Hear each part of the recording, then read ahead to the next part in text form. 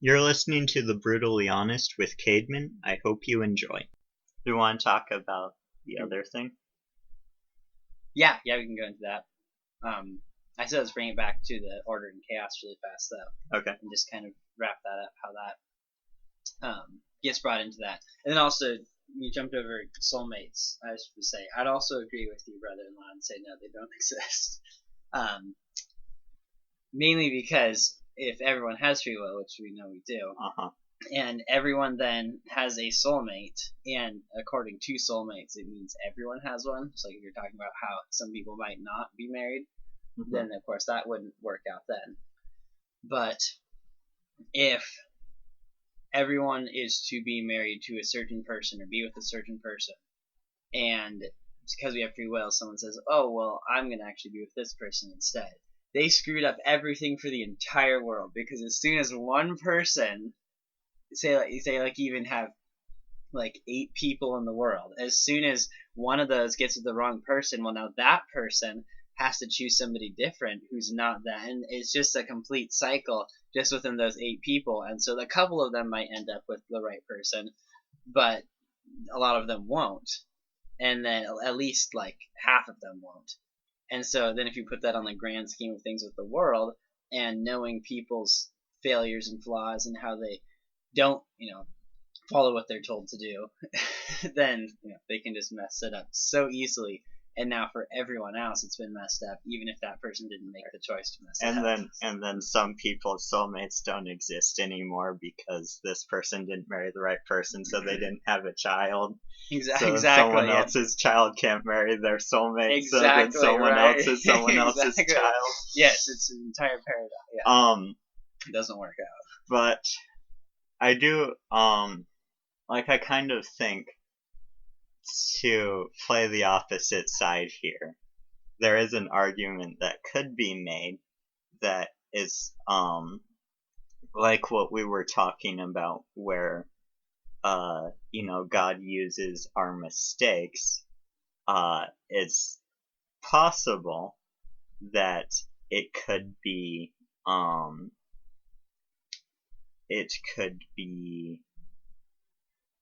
thinking of words.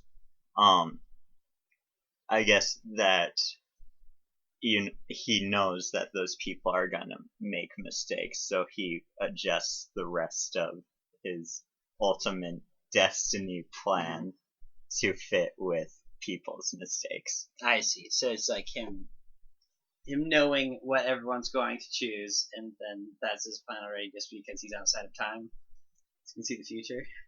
Well, not quite that, but it's like, I guess knowing who everyone's gonna choose, but then he's like, oh, well, Martha will choose the wrong person, so then her soulmate, Billy, there's soulmate number 2 for him that's like actually his soulmate, because Martha messed up with going with Jim. Then that means I think Martha's soulmate was Jim to begin with, and the other guy's was the other person's to begin with, not even number 2 then, is how I would look at it. Yeah, I mean, it's all very confusing, and there's different levels to it, where it's like, like how much of a soulmate is a soulmate, because it's like, well, if it's the ultimate destiny, then it's like you have no choice in the matter. Yeah. But actually, first person, one of the first people I had this conversation with, good friend of mine, Michael, great guy, is gonna be on the podcast at some point. He better, anyway. You hear that, Michael? But so what he said was, and this was a long time ago, so his views may have changed, but he said that he thinks soulmates do exist, but it's possible to choose the wrong person. Which is an interesting view. I disagree, but it's an interesting view. Because again, then you mess it up for somebody else, and now, not of their own choice, but now they have to suffer your consequences, which we've seen happen throughout history. Yeah. Yeah, it's an interesting topic. But a lot of the other thing to see in it is because we have free will, there's so many choices and places and things you can be. I came from the Seattle area, and what if I had stayed over there? I'm still living there. It'd really suck right now. But or you would be a stoner. Exactly right. Yes, because that's definitely saying everyone in Seattle. Yeah. They're all stoners. Yes, exactly. But what if, say, I moved somewhere else to Kentucky or Maine or Canada, or didn't move at all, or even moved to a different part of Idaho? Mm-hmm. The people I meet and the podcasts that I'm on and the music videos I make are going to be so vastly different than what it would have originally been. Or maybe I would never make a film or be on a podcast with a guy that has almost as nice of hair as me, Or maybe it'd be with someone who has hair that is equally or better than me. What? Is it possible? Then I know that I would have made a mistake. Right, naturally. Exactly, yeah. You're like, I'm not superior in this situation. What's wrong? Ooh. Okay, I see how you see me. Okay, wow. Okay. No, but it is interesting because that begs another question where it's like the view that I subscribe to, I guess, the way I see things is like back at the beginning of time, God thought of cavemen and he thought of Destry. So it was like, those people are pretty cool. I think I'll make them at some point. But that begs the question, like, who is actually you? Because, like, if you stayed in Seattle and ended up a stoner. By the way, that was a joke. I don't think everyone in Seattle is stoners. But if but you do think I would have been a stoner? Well, maybe. It's possible. Okay. You would look the same, but you would just have like a hippie beard. Oh, okay. Your hair's gonna stay the same, though. Every path, your hair stays the same. Okay. But anyway, like, is Stoner Destry still Destry? Because, he would be different than the Destry I know. But he'd still have the same soul, not to sound new agey or something, but I'd still be the same person. I would definitely be changed and be different, but as an individual and on a spiritual level, I would be this. Not saying spiritual belief wise, but spiritually as in I'm the same soul. I'm the same unique individual. You're the same spirit. Yeah, I'm the same. Yeah, the same person. And so, although I've made different life choices and different changes have happened along the way, I'm still the same person. But so, like, it begs the question because, like, surely, at least in part, we're products of what we experience, right? Mm-hmm. But so then it's like, it's how much did God choose who we're gonna become, and how much do we choose who we're gonna become? Right there, it goes back to the order versus chaos.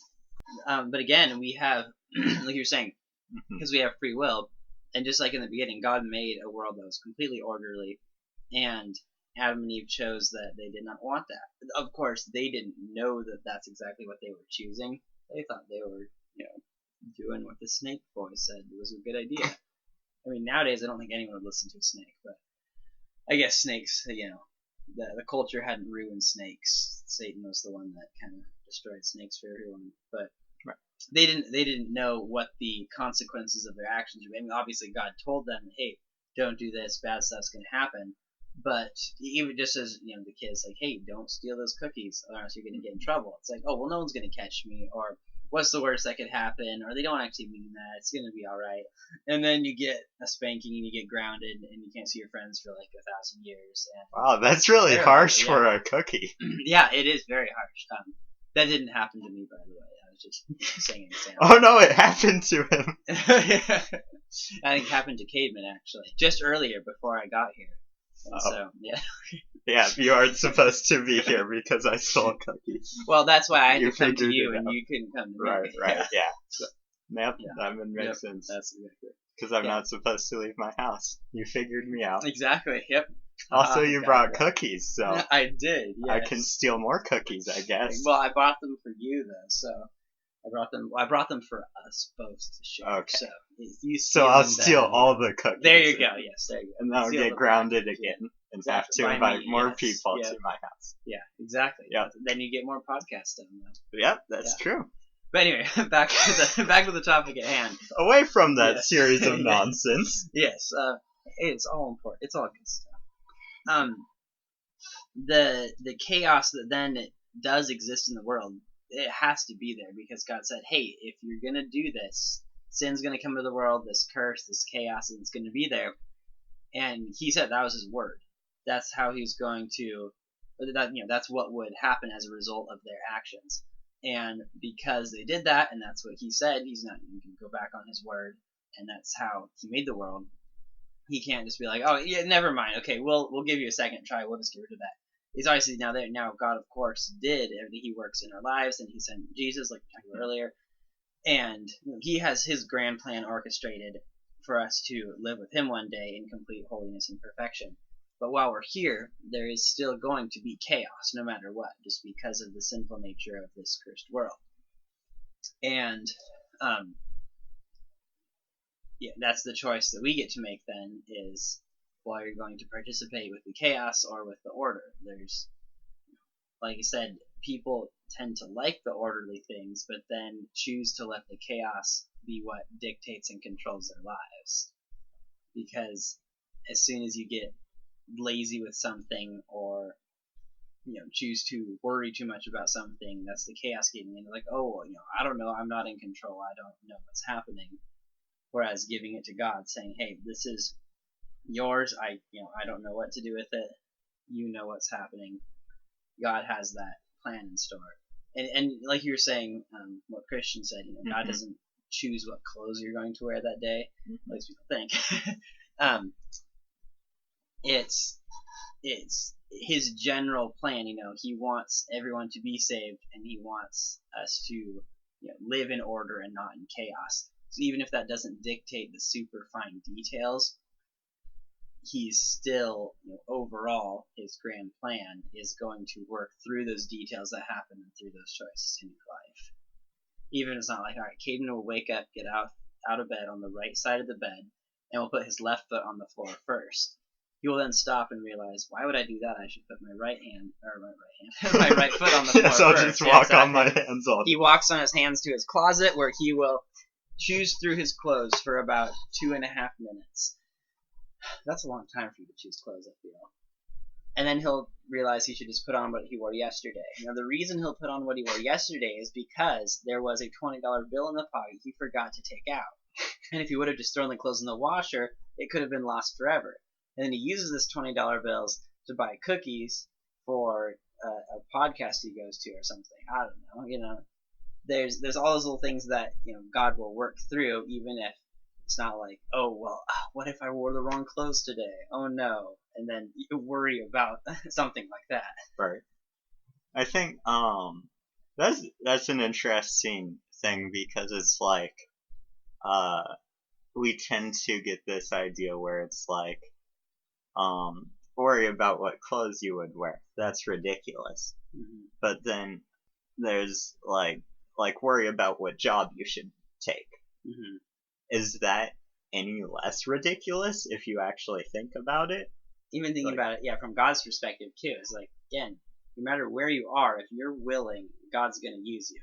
Mm-hmm. Whether you're a CEO, senior executive at some big huge tech company, or you're flipping burgers at McDonald's, or you're taking out the trash for your mom or dad.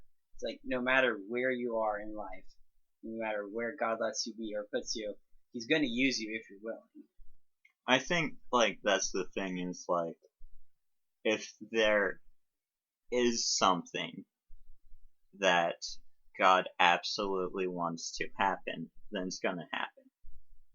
So it's not worth worrying about. If there's a job that God absolutely wants you to have, then I think you're absolutely gonna get it.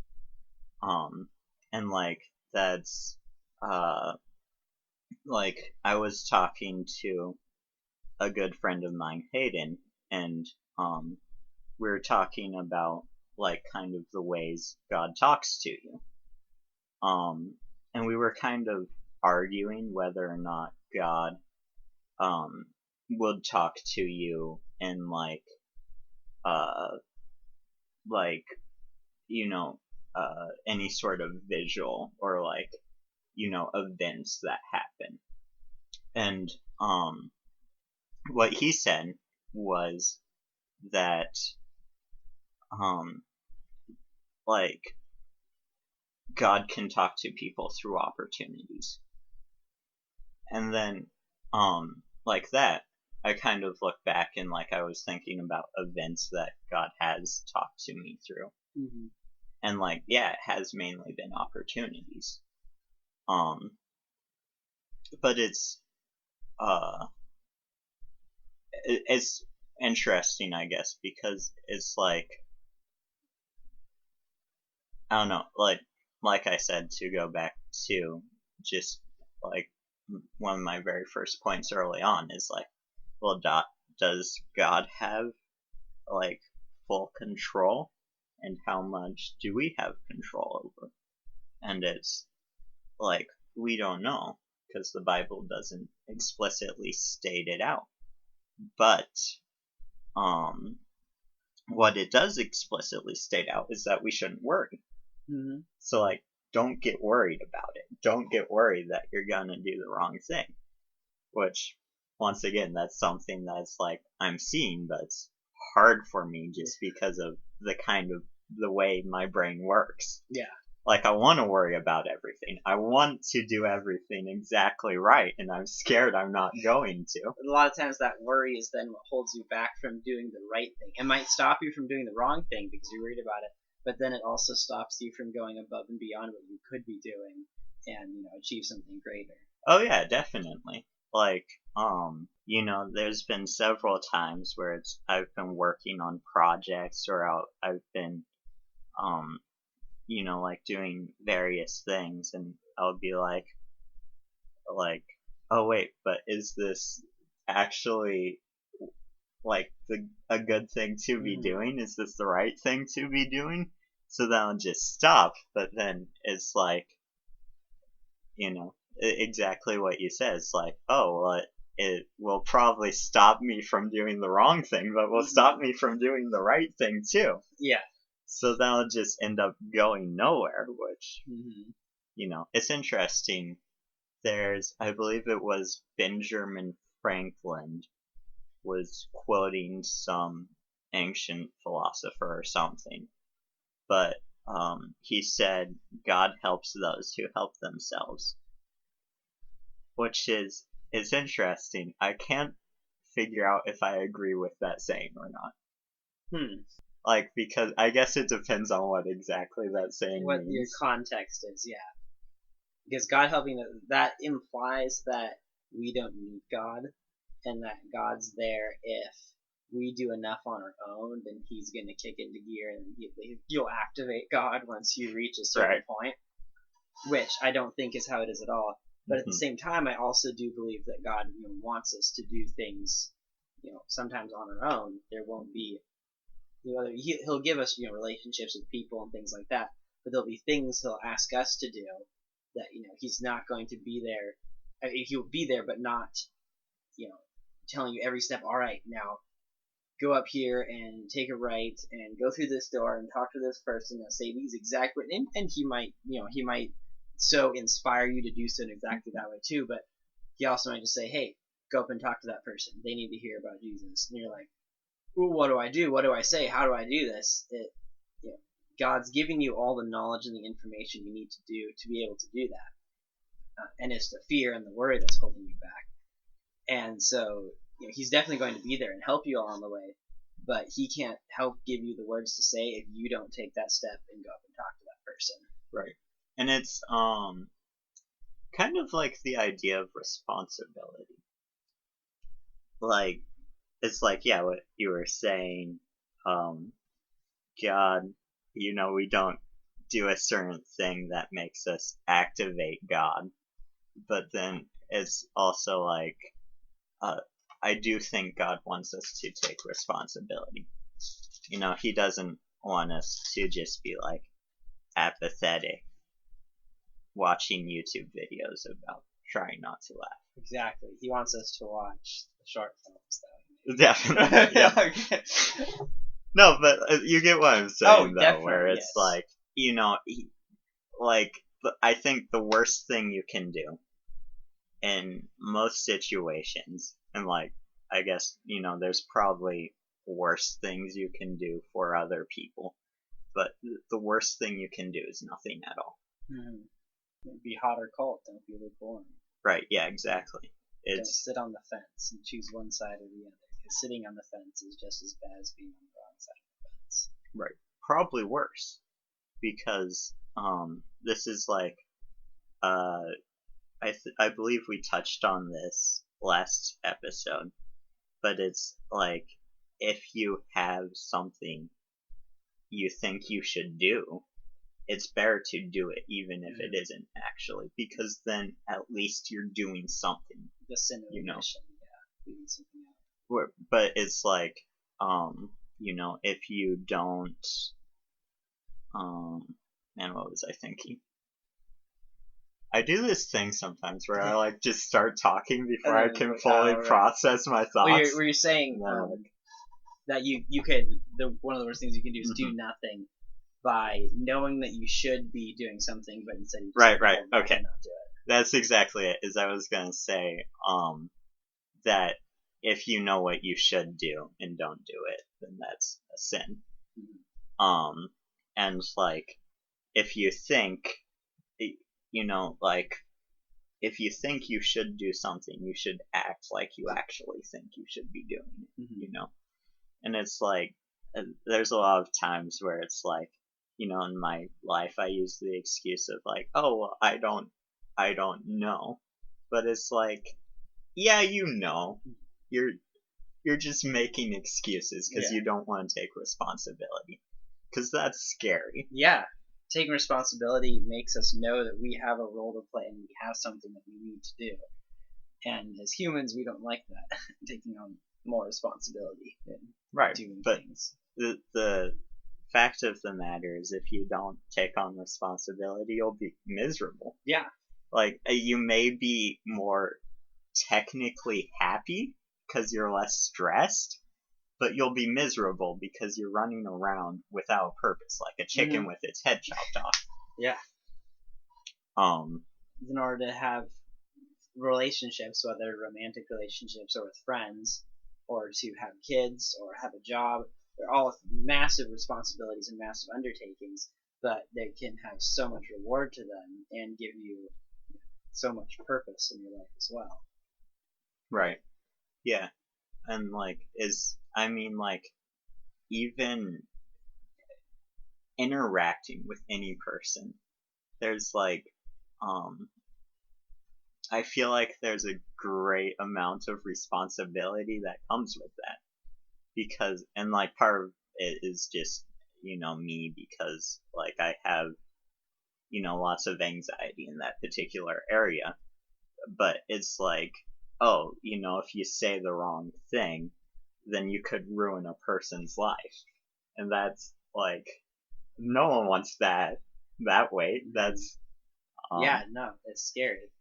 And at the same time, that can happen, but I also believe that for that person that something terrible was said to, they have the ability then to learn to forgive and move on from that, right? Or not take something personally or things like that. Sophie, you were talking earlier about how God will use every opportunity and everything experienced in your life for His glory and to help you become a better person. That person can let that comment destroy their life, or they can use it to learn how to forgive, or how to not believe everything the world tells them, because it probably wasn't something true. If it was this terrible thing that somebody said to them, maybe it wasn't true. And there's ways that they can learn through that, as well as the other person, who will then realize what they did wrong. Right. Yeah. And it's I guess like the thing is like especially with like a romantic relationship or like a relationship with a child is like that's kind of the most scary thing because it's like like taking on responsibility for not just yourself but another human. And it's like if you get into a relationship and it doesn't work out, then like you hurt a person, and that's not necessarily your fault, but you still hurt a person. And you were soulmates. And you were soulmates. So yeah. And as well as the fact that you can be judged more harshly in the end too. I don't know if harsh is the best word to use there, but God says those teachers and the husbands that are the head of their households and the pastors, the shepherds of the flock, people like that will be judged more intensely because they had in their hand the lives of these other people that they were leading and that they were controlling in it. They were saying, hey, this is the right way to go, this is the wrong way to go. And so God's going to hold them more accountable than he is going to other people. And so with that responsibility comes even more responsibility and more accountability. Right. Do you know where that is? In the Bible? Yeah. There's a couple different, I'd have to look them up, but one of them in Jesus talking about, those teachers that lead my children astray, better they have a millstone tied around their neck and be thrown into the ocean. Right. Then and then I can't remember where exactly. I'll have to look it up. But it talks. Yeah, I don't want to say the book if I don't know for sure. But yeah, right. It talks about those people being held more accountable and more responsible. Right. Yeah. Because I've heard a lot of people say that, and it's like come up in conversation, but I'm like, where actually does it say that? Because it's like I have no reason to believe that it doesn't say that. Like it adds up with everything else I know. But yeah, so I'll look it up. I'll put it in the video, so then y'all know where it is. Put it on the screen. But this conversation will continue next time on The Brutally Honest.